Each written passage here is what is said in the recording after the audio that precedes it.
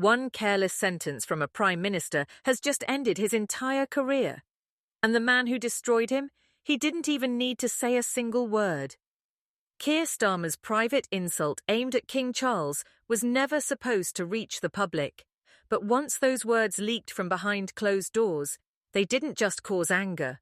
They triggered one of the fastest political meltdowns in modern British history. It all began quietly. Inside Windsor Castle, King Charles met privately with Nigel Farage and senior members of Reform UK. There were no cameras, no official statements, just a discreet discussion about Britain's future and growing unease about the government's direction. When the news of that meeting broke, Westminster exploded. For Starmer, already facing criticism over weak leadership, this looked like a direct challenge to his authority. Reports from palace insiders claimed that the king had expressed concern about the country's path. For a prime minister accused of indecision, seeing the monarchy meeting with his biggest rival was humiliation he couldn't ignore. And this is where the story turns brutal, because one sentence, just one, would bring his entire government crashing down.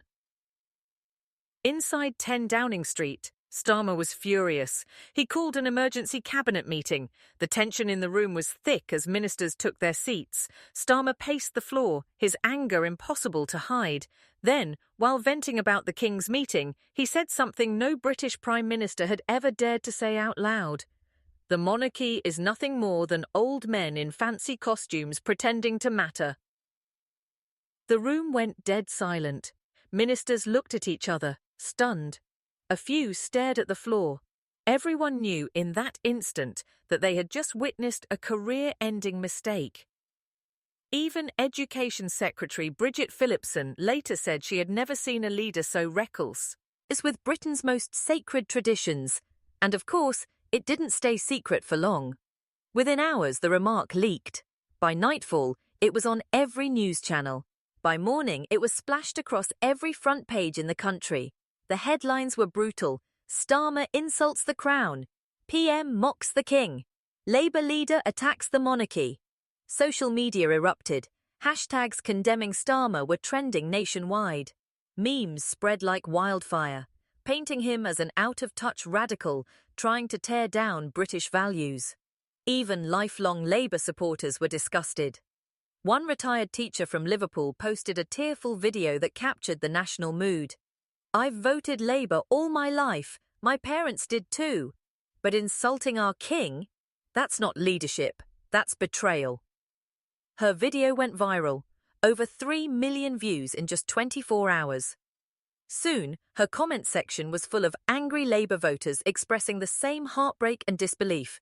And it wasn't just online outrage, the data confirmed it. A YouGov poll, conducted within 48 hours of the leak, found that nearly 75% of Britons believe Starmer had gone too far, and over half of Labour's own voters now doubted his ability to lead. In Labour's heartlands, where the party had held power for generations, the backlash was fierce. Union offices were flooded with complaints. Local organisers reported mass resignations. Long-time party loyalists tore up their membership cards in disgust. Through it all, King Charles said nothing. That silence was devastating. While Starmer scrambled to explain himself, while his team rushed to spin the story, the king simply carried on. Calm, dignified, untouchable. He attended charity events, met community leaders, and continued his duties as though nothing had happened. Meanwhile, every time Starmer appeared on TV trying to clarify his words, he looked weaker. Every apology made him seem more desperate. As one BBC commentator put it, "One man looks like a statesman, the other looks like he's falling apart." The king's silence proved something powerful, that true strength doesn't always shout. Sometimes, dignity is the loudest voice in the room. While Starmer's leadership crumbled, Nigel Farage saw his moment.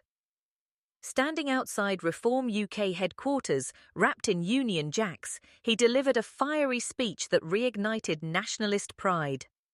"When others insult our king, we honour him. When they mock our history, we defend it. And when they try to tear down what makes us British, we stand tall and say, 'Not on our watch.' The crowd erupted. The video exploded online, spreading across every corner of the internet.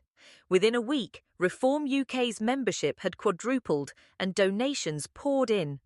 Polls showed Reform UK overtaking Labour in several regions, something once thought impossible. Inside Labour HQ, panic turned to open rebellion.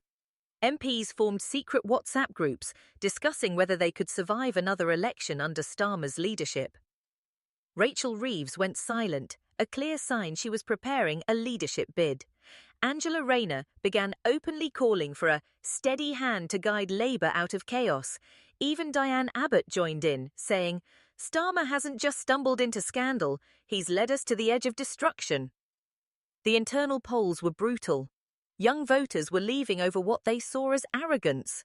Older voters were furious over the insult to tradition. Working-class communities said they felt betrayed. Then the resignations started. Rachel Reeves and Wes Streeting quit within hours of each other. Angela Rayner followed the next morning. By the end of the week, 7 cabinet ministers were gone. Donors had frozen their funding, and Labour's media team had gone completely silent. Outside Parliament, protesters waved Union Jacks and chanted, "Respect the Crown, remove Starmer now." It was chaos on live television. And then came the move that ended everything. Late one evening, Buckingham Palace released a short, 31-word statement. His Majesty remains steadfast in his commitment to serve all citizens of the United Kingdom without prejudice and with enduring respect for our nation's institutions. That was it. No mention of Starmer by name, no press conference, no photo op. But everyone knew exactly what it meant. A royal rebuke, hidden behind perfect diplomacy. The king had delivered his most powerful statement by saying almost nothing. The next morning, headlines everywhere read, "King silences Starmer. A royal masterstroke." Crowds gathered outside Buckingham Palace, waving flags and singing "God Save the King." Meanwhile, inside 10 Downing Street, Starmer sat alone, staring at the statement on his computer screen, watching the end of his career unfold in real time. He had built his image on discipline and control, but lost it all in one reckless outburst. He didn't just offend the king, he offended the identity of Britain itself. Within 24 hours, senior ministers arrived for an emergency meeting. By mid-afternoon, advisers begged him to resign, but Starmer refused. "I won't be forced out by a crown," he said. "I was elected by my party, not royal decree." It was arrogance, the same arrogance that doomed him, because in Britain, there are some things beyond politics. The crown isn't just tradition, it's part of the nation's soul. It represents unity, continuity, and respect that transcends any party. A prime minister can challenge policy, they can fight elections, they can argue for change. But they cannot insult the monarchy, because when they do, the people themselves turn against them. In just 10 days, Britain's political map was redrawn. Labour collapsed. Reform UK surged. Conservatives regained strength. And the king, through calm silence, redefined what real power looks like. Nigel Farage's party rose to 28% in the polls, overtaking Labour in some regions. Starmer was finished. All because of one moment, one insult, one lesson every leader should remember.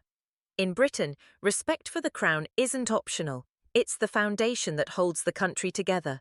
King Charles didn't shout, he didn't argue, he simply remained still and watched a prime minister destroy himself. So what do you think? Should Starmer resign immediately or try to fight on? Can Labour ever recover from this collapse? And what does this say about Britain's values in 2025? Drop your thoughts in the comments. And if you want to stay ahead of the biggest stories shaping the UK, hit subscribe, because the next chapter of this political earthquake is just beginning.